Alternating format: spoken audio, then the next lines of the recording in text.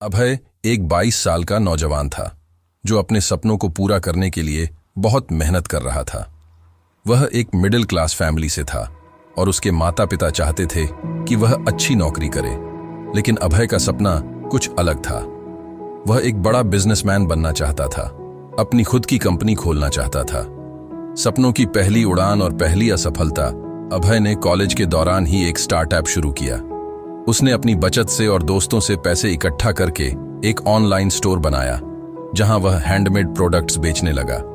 शुरू में उसे लगा कि उसका बिजनेस बहुत सफल होगा, लेकिन हकीकत कुछ और थी। पहले 3 महीने तक कोई भी प्रोडक्ट नहीं बिका। उसने सोशल मीडिया पर एड्स चलाई, लेकिन लोग उसकी वेबसाइट पर आते, देखते और चले जाते। धीरे धीरे अभय का जोश ठंडा पड़ने लगा। उसने खुद से कहा, शायद मैं बिजनेस के लिए बना ही नहीं हूं। अंततः 6 महीने बाद जब बिजनेस से कोई फायदा नहीं हुआ तो उसने अपनी वेबसाइट बंद कर दी और हार मान ली। जीवन का दूसरा इम्तिहान अब अभय को लगा कि उसे एक नौकरी करनी चाहिए। उसने कई कंपनियों में इंटरव्यू दिए, लेकिन हर जगह रिजेक्ट हो गया। कुछ लोगों ने कहा, तुम्हारे पास अच्छा अनुभव नहीं है, तुम्हारी कम्युनिकेशन स्किल्स कमजोर हैं।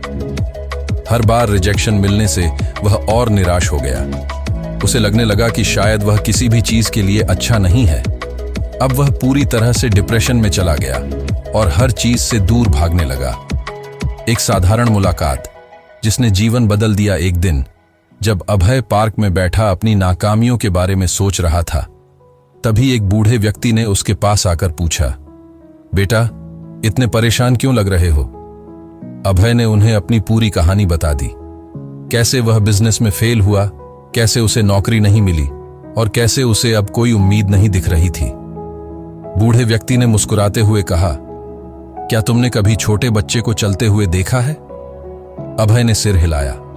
हां, लेकिन इस बात का मेरी समस्या से क्या लेना देना? बूढ़े व्यक्ति ने कहा, जब कोई बच्चा चलना सीखता है तो वह बार बार गिरता है।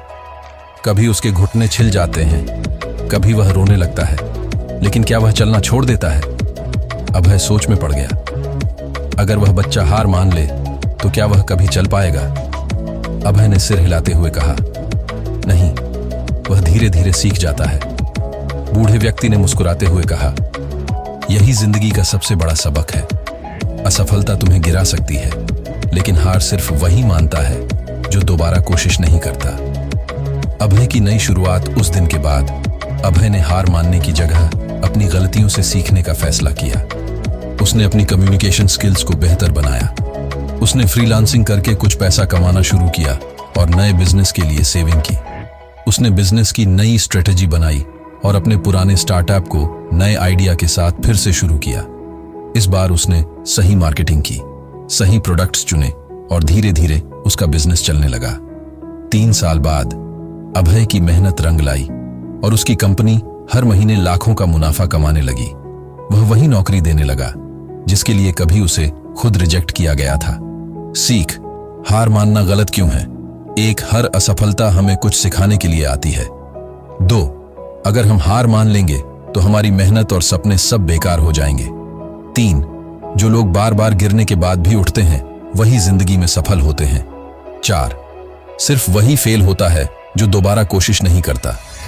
अंत में एक सवाल, अगर आप भी किसी चीज में फेल हो गए हैं तो क्या आप हार मानेंगे या दोबारा उठकर कोशिश करेंगे? याद रखिए, असफलता ही सफलता की पहली सीढ़ी होती है।